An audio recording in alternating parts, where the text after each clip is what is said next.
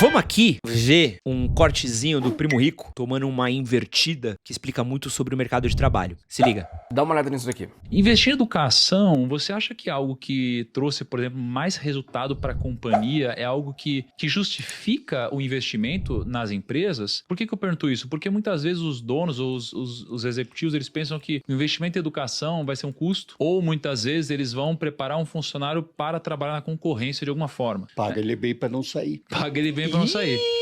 É isso aí, paga ele bem. Tem que pagar bem o colaborador mesmo. Ai, eu tive que pausar. Ficou até sem Presley é da hora demais, né? Se você obtém produtividade, não é tão difícil pagar melhor, né? Então, isso tudo se conecta, né? Investe nele, capacita e a empresa pode ganhar mais e ele também. Legal. O nome desse cara tá no Trending Topics por uma aberração, uma atrocidade que ele e a mulher dele fizeram.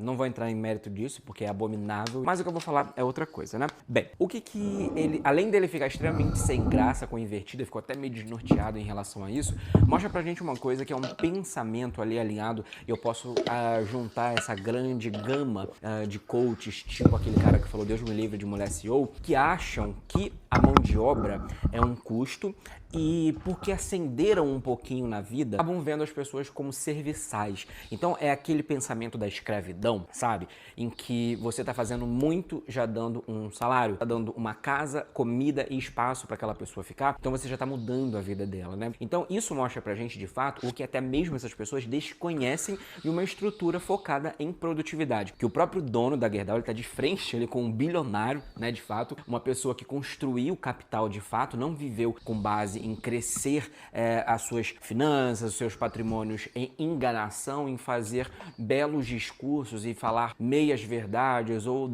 dizer obviedades ao longo de sua trajetória de vida. E aí quando essas pessoas se defrontam com a realidade de fato, e aí a pessoa vira e fala, pague ele para que ele não saia. Ou seja, não encare o seu trabalhador como um custo, mas como um investimento. Até porque quando a gente está falando sobre a estrutura produtiva da geração de valor, seja de produto, de serviço, de empresa, existem 3 fatores que são essenciais no processo produtivo, que é o capital, que é a tecnologia e a mão de obra. São 3 alicerces essenciais que são básicos e me entristece a beça, para não falar que eu fico por conta do caralho. Por quê? Porque esse tipo de pessoa ganha mídia e principalmente ganha relevância, não somente postando foto de um feto, mas também falando sobre economia, sobre política, sobre investimentos e tomando muita proporção, porque afinal de contas são mais de 9 milhões de seguidores que acompanham esse tipo de pessoa e estão sendo enganadas por pessoas que não conseguem entender o básico da produtividade econômica, que não conseguem entender a composição do fator produtivo para que eles consigam operar de fato uma empresa sustentável no longo prazo. E não venha me falar que é pra gente deixar isso de lado, porque não, a gente precisa mostrar essas contradições, precisa mostrar esse tipo de farsa, porque uma besteira bem contada não vira verdade. E a gente tem que tomar o máximo de cuidado, porque o impacto que essas pessoas têm na sociedade é enorme. Então a gente precisa sim desmascarar, a gente precisa mostrar as contradições e a gente precisa apontar o dedo na ferida para que eles se coloquem nos lugares deles, porque charlatão com uma boa oratória, uma hora cai do cavalo. E a gente precisa fazer com que essas pessoas caiam do cavalo o mais rápido possível. Beijo no coração, até a próxima. É muito brabo esse papo, porque diz muito sobre como muitas empresas veem os funcionários delas, né? A gente tá entrando numa época do ano que é conhecida como a época dos layoffs. Então, provavelmente aqui, ó, estamos com quase 800 pessoas assistindo essa live. E já aviso aí que dessas 800, provavelmente parte das pessoas que estão nessa live daqui serão demitidas ao longo dos próximos meses. Porque muitas das empresas criaram uma dinâmica de trabalho onde elas contratam, esperam passar um tempo, o tempo mais produtivo do ano, fim do ano, tem meta para bater, às vezes esperam terminar o ano fiscal, etc. Demitem. Quando elas demitem esses funcionários, elas fazem o quê? Uma regulação do preço que os funcionários estão ganhando no mercado. Então, por exemplo, você é um profissional qualificado, você estava ganhando 500 conto, certo? Você tá ganhando 5 mil reais por mês. E aí, eles demitem. E outras empresas demitem junto, porque a gente sabe que boa parte das empresas tem cartel e todo mundo organizado. Então, todo mundo demite junto. A minha empresa tá tendo layoff, é de TI. Gostoso demais. E a partir do momento que eles demitem, todo mundo que ganhava 5 mil volta pro mercado de trabalho meio desesperado. E aí eles abrem aquela mesma vaga que tinha antes de 5 mil por 3 mil, por 4 mil. E aí você consegue fazer aquele cara que era qualificado voltar pro mercado ganhando menos. Ou não ambicionar ganhar mais. é tão escroto a dinâmica que algumas empresas tratam os funcionários como se eles fossem um prejuízo dentro da estrutura da empresa. Tanto que, qual que é a primeira coisa que é cortada numa empresa quando tá em crise? É o bônus do CEO? Não, é funcionário. Corta o funcionário.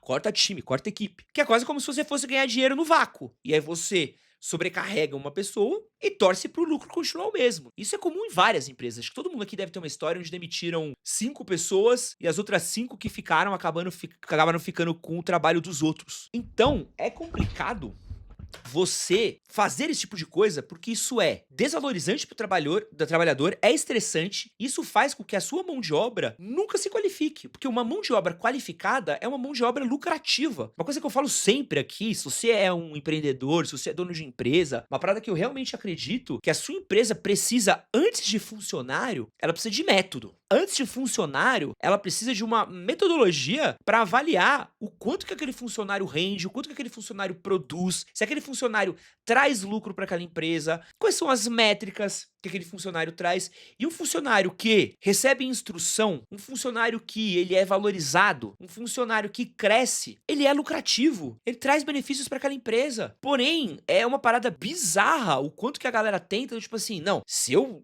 fizer esse funcionário evoluir, meu concorrente vai vir aqui e vai contratar ele vai para uma outra área, ou eu perdi dinheiro, então é melhor eu demitir ele logo. Isso é muito louco, né? É o quanto que a gente desvaloriza em prol de um lucro rápido e burro. Aqui, ó, a área tech tá sofrendo esse processo massivamente, precarização forçada. Mano, a precarização forçada que rola na área de tecnologia, o Davin deve falar bastante disso, né? É bizarro, assim, o quanto que eles botam fogo em funcionário pra não valorizar ele. A questão de plano de carreira tá cada vez mais difícil. E aí, é um pouco daquelas contradições que a gente fala, pô, o Brasil tá no pleno emprego ou não tá no pleno emprego? Como é que tem pessoas desempregadas se tem um monte de emprego rolando? Óbvio, é só você olhar o quanto que alguns empregos estão pagando. Vai pro mercado pra você ver, o mercado tá sempre contratando. Trabalha um mês no mercado, conversa com alguém que trabalhou no mercado. É só pra você não morrer de fome. Porque a partir do momento que te derem uma peteca a mais, derem R$1 a mais, você cai fora do mercado. Que nem farmácia. Aqui, ó, é o que tá acontecendo. Eu ganhei mais funções do dia pra noite. De 2 máquinas, agora eu tenho que cuidar de 6. Isso é padrão, cara. Padrão, uma desvalorização. E aí, entra nesse plano de, tipo assim, tem que agradecer a Deus por ter trabalho. Tem que trabalhar de sexta, sábado, domingo. O Deus trabalho, agradece que tá aqui. E isso vai gerando um problema muito grande pras próprias empresas. Porque quando você tem uma boa cultura de empresa, quando você tem uma boa valorização ao seu funcionário, quando o funcionário ele se sente muito valorizado, ele é produtivo. Quando o funcionário se sente explorado, quando o funcionário se sente sobrecarregado,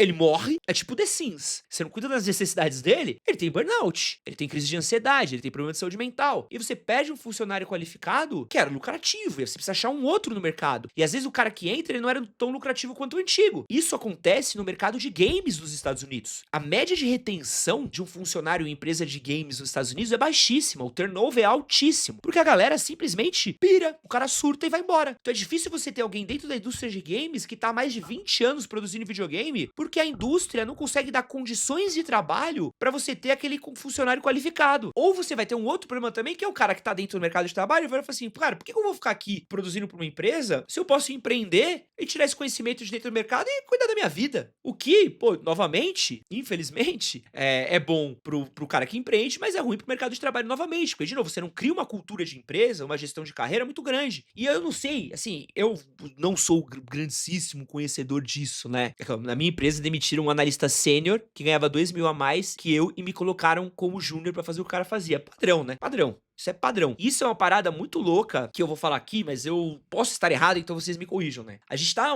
vivendo um rentismo tão grande hoje nas empresas, no mundo, onde os investidores querem, a todo momento, prova de lucro. E CEO, diretor, essas porra, eles não conseguem gerar lucro do zero. Qual que é o lugar mais fácil de você diminuir os gastos de uma empresa? Demitir gente, é mais rápido. Você demite agora, no mês seguinte a folha tá mais barata. E aí você mostra pros acionistas, ó, liberei a folha aqui, ó. Ó como aqui a gente parou de gastar 200 mil reais de um mês pro outro. Pô, o acionista fica felizão, a ação sobe, valoriza e os caralho. Mas a cultura daquela empresa é desvalorizada, aqueles funcionários são desvalorizados, isso vai gerando um problema intrínseco que, apesar de apagar o fogo do acionista, gera um problema com aquela empresa de longo prazo. Aí, ó, exatamente o que o Gustavo Henrique falou. E você pode pegar vários exemplos disso, cara. E a gente tem vários exemplos aqui do Brasil de empresas que foram corridas por dentro exatamente por causa disso. Exatamente por causa disso. De empresas que foram pagando mal, contratando mal, o serviço foi ficando ruim, foi ficando pior, não foi qualificando, não foi inovando, não foi crescendo. Como é que você explica grupos que eram tão grandes, como uma Americanas, como uma Cultura, como uma Saraiva, como vários outros grupos que a gente tinha no país, que eram gigantescos, e do dia